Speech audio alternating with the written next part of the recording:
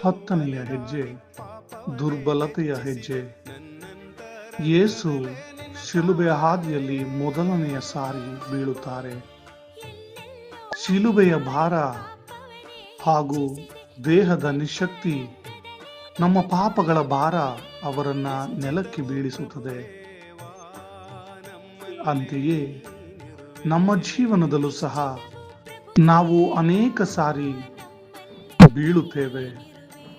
ಜೀವನವೆನ್ನುವುದು 7 ಬೀಳಿನ ಒಂದು ಹಾದಿ.